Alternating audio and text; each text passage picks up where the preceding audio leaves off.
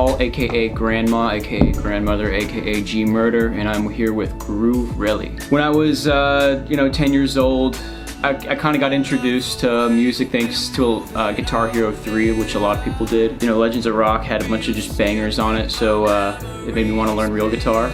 So I picked it up, and from there had an obsession with piano, as well as once middle school came around, like trombone and euphonium. I was like doing all state and full nerd out, marching band all 4 years, like all the way. So it's been part of my life since early childhood for sure. Well, my dad in multiple rock and roll bands, so the music I was playing in the house kind of ranged from Bowie, the Clash he loves, the Smiths and whatnot, and then that was growing up in New Orleans.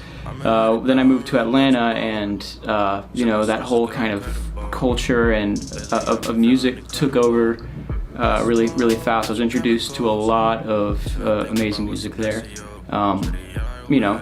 Outkast was one of the biggest influences for everyone at that kind of time period. It wasn't till maybe the halfway through freshman year of college that I was putting stuff out on SoundCloud that was creating a little bit of buzz. A lot of the kind of funkadelic George Clinton records, a lot of pop sensibilities that you hear, even down to Redbone by Childish Gambino. It's kind of I think it's all part of the influence, as well as 1970s yacht rock.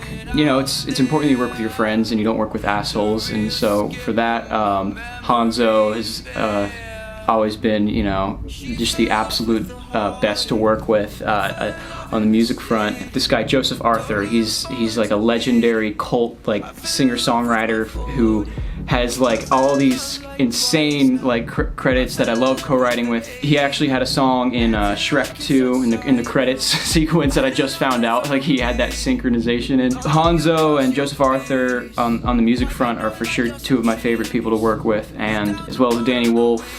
He's been awesome to work with. Rico Nasty was insane. And then on the video front, Miggy, he's based out of LA in Tucson, and he's one of my closest friends as well, and we've done 3 videos together that you'll see in the near future, and he's the best. With Danny on our latest track, which is supposed to come out at the top of August. It's called No Doors, and it was basically a session he showed up to and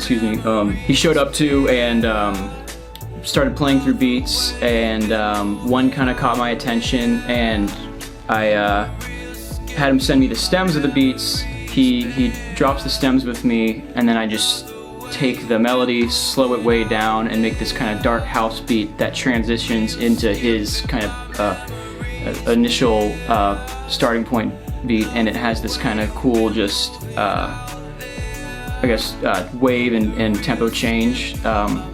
So working with him has been really interesting and insightful, because it's something where he already had a finished product, but I try and pick it apart and derail it.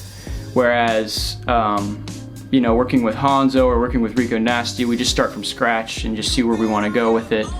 And Rico, I'll say, has a lot of insight into the production side, more than she gets credit for, I would say. There's I'd be playing through a synth lead or something like that, and she'd be like, well, no, do it like this, So she has, awesome sensibility when it comes to the production as well, I think. All right, so it's David Bowie, it's Outkast, it's Charlie XCX. There it is. It's so fun. It's just to have a catchy hook, or to know that you wrote something catchy, or that's gonna kill people and get stuck in their heads. That's kind of an addiction or a high that you can chase, and it's been a treat to have friends, pass me by and be like, I never thought that, and and just seeing what works and what doesn't is just a matter of trial and error anyhow. So who's to say what pop is other than a song that people can all sing together, I think. Verse, chorus, bridge, chorus format. But yeah, planning on being on the road soon. We just booked. We're planning on doing a New York show in September, as well as LA. we're doing Waterfront Fest in San Diego on the 23rd, and maybe there's talk of some stuff with Adult Swim, so we'll see where we're going from there. It seems like, you know, it's a lot of money, but it's also very fleeting. So $1 million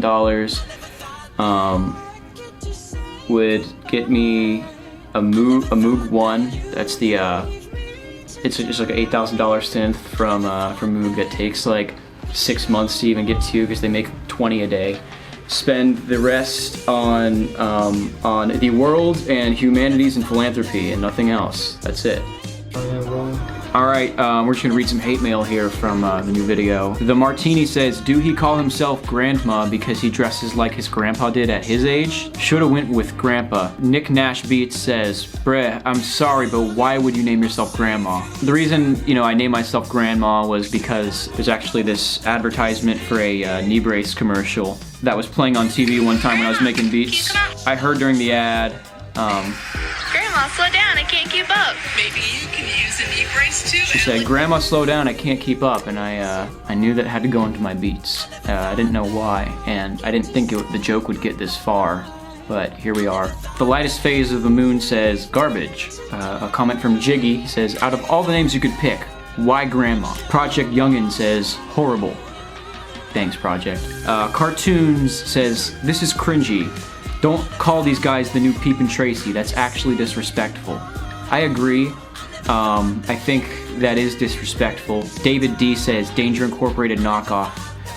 That's very funny. They're actually a huge influence on my music and Hanzo's music for that matter, and good friends of ours, so I could see why you might make that assumption. Dream Guru wanted to mention, when you name yourself Grandma for clout, he's using the face palm emoji there. Tommy says, I'm wet, all caps. I don't know if that's hate mail, but I am too. We got a comment here from Shay says, hey, I'm not upset about you and my mom anymore. I forgive you, and if you let me come to the party, I promise not to bring it up at all. Thanks, Shay. All right, so the one with the boxing gloves, well, sometimes you have to fend for yourself, and I've been in New York lately, and New York's very unforgiving. I had to make my way up a fire escape, and self-defense, you know? Yeah, so the one with this child actually happened because my buddy Cole Hirsch has a podcast called Podcast But Outside, and the whole premise is they have a podcast but it's outside. I wasn't, you know, friends with him or anything like that, but one day I was checking through Snapchat and he was like, I need a person in LA to hold an iPhone for like 2 hours max. And I like swiped up on it, and I was like, he was like famous on Vine back in the day, and like I was just like a fan of his from like way back when, and I'd never get on Snapchat, and I just happened to that day, and I was like, hey, I'll do it, and he's like, okay, sure, come through. And then like, so I basically just film, you know, on an iPhone their podcast out on the street, and weeks later they need me to film another one, and they have their first guest, which is Gavin, which is this, you know, internet famous kind of like child meme, I guess, and filmed the podcast, and he was a riot, and he like beatboxed for 15 minutes on air. Like, it was just like while they were trying to have conversations. Shout out Gavin, shout out Cole, shout out Andrew. A few things that you might find interesting about me is, or that a lot of people don't know, is I played baritone in high school all 4 years, was in marching band. My senior year as the band captain, and we went to Grand Nationals, and we won really, really hard in baritone and euphonium, and at one point was auditioning for like scholarships and stuff like that because I wanted to play euphonium for the rest of my life. Who knew? If I had gone down that path, that dark path, where I'd be, you know, college degree, stable job. What was the question?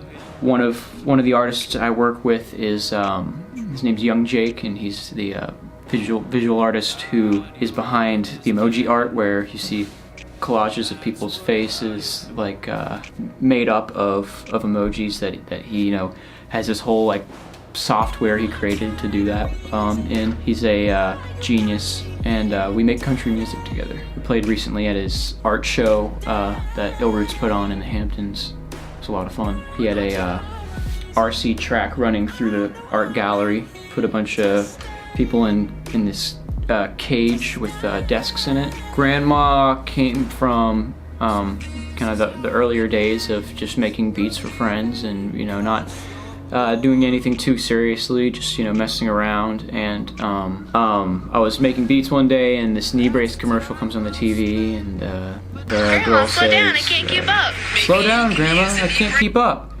And I would sample that and put it into the beats I was using. I've since evolved to a different beat tag when I do put them in. I've had a lot of cool opportunities, and I have a lot of tracks I love that exist with one of the closest friends I have, an artist I work with named Sophie Myers, and she's brilliant, and I love working with her out in Los Angeles on a track that might see the light of day. We'll find out. 6 Dogs. I also want to work with Belize. She's crazy. she's just like an insane voice and an insane person to listen to, and just bars. So next up, I have No Doors coming out with Danny Wolf. It's a collaboration, and it's a lot of fun. If you so choose to listen to it, I hope you enjoy it, and that's not really up to me, but either way, please be kind to your neighbors, smile at each other, shake hands, keep rocking, party hard in the backyard. What's up, warlords? This is Grandma signing off with Grooverelly. Thank you for rocking with me.